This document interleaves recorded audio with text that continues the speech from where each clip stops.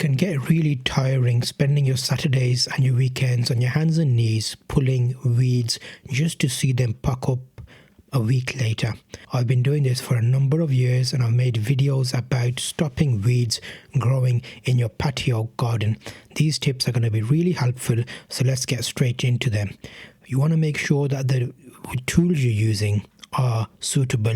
There's a few options out there like a brush, a wire brush, there's electric options, but you know what? Simple as this little knife. It's classed as a pruning knife or a plasterboard knife, but if you have a patio, it could be slabs, but if you have block paving, those are slightly different. The block paving that you actually use, there's smaller, thinner gaps, so I tend to use a screwdriver, and that works a lot better. A flathead screwdriver works very well. So your top tip is, if you're doing gaps which are bigger, use a larger knife. If you're doing something with a smaller gap, something like a flathead screwdriver works amazingly well. Over the years, I've spent quite a lot of time washing my patio after this. So the second tip is, if you're using a jet washer, make sure to get nice and close to the slab. You'll see here in the two different examples, this is sped up at 3 times the speed, but the jet wash I get nice and close and make sure I've got the same distance away, so I only have to go over the slab once.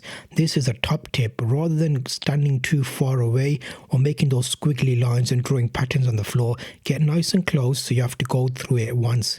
Once that's done, if you don't have a jet wash, don't worry, I've got your back. There's another great tip. I've tested quite a few ways to clean your slabs without a jet wash. I even used this fancy patio cleaner. You can use a brush, and I tried that. The tip is, the cleaner didn't work that well. What actually works better for me is washing powder for washing machines or washing your clothes. It's a little bit abrasive, so you can actually use that to wash the slab. And how it works is, you powder it down on the slab itself, you put a little bit of water on there, and then just simply brush.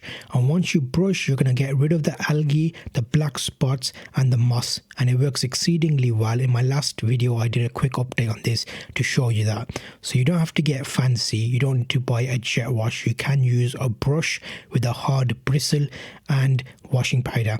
The next tip, number 3, is going to be, once you wash the area and you clean it, rinse it off and let it sit and dry.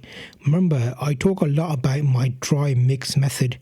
So once your area is dry, you want to use what I'm showing you here. This is the best tip. You use simple building sand. I showed a full example of how to do this.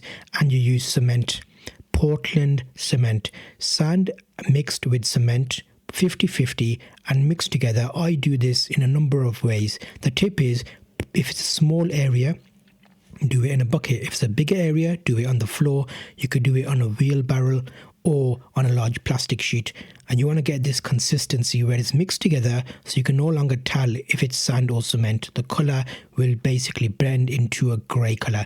Once you have this dry mix, don't apply water to it, keep it dry.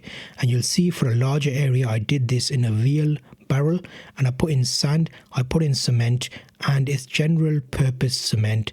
The sand you use is going to be easy because it's normal building sand. It's quite fine.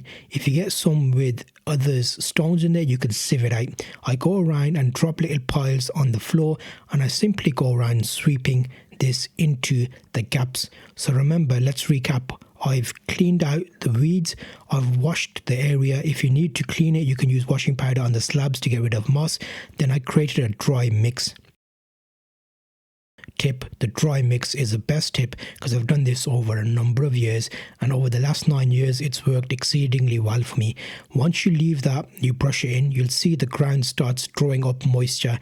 I don't go around pushing this mix into the ground. I find if it's just covering the gap and it's drying, it will heal over and create a solid cover. Your goal here is to cover up the gaps so weed seeds can no longer sit in there. I get a common question, what do you do with all the extra stuff left over from your sweeping? You can simply put it back in the bucket and keep it for next time. You just lift it up, with a dustpan and brush. So remember, this dry mix works on slabs, it works on block paving, driveways or sidewalks. And you can see the process here. You can use it in a smaller scale with a brush, you can use it in a larger scale. Be patient, work it slowly from one corner and make your way around the garden or your driveway. I did this a number of times. If you have a larger area, you simply use a bigger brush. Top tips that I found, and the best thing here is the dry mix you can sweep up and keep it for a later use at a later area. Remember, Portland cement and mix doesn't last that long, so try not to keep it for too long, but a couple of weeks would be fine if you keep it in a dry place. Again, here you can see what I just did drew up moisture from the ground and it heals. I do not pat it down, I do not wash it in, I do not do anything with it. Remember, tips that will really help you at a pinch if you're getting this done. On screen you'll see a video of my full experience of this process over a 9-year term. Check that out and you should find it very helpful in this journey. I'll see you on the next video.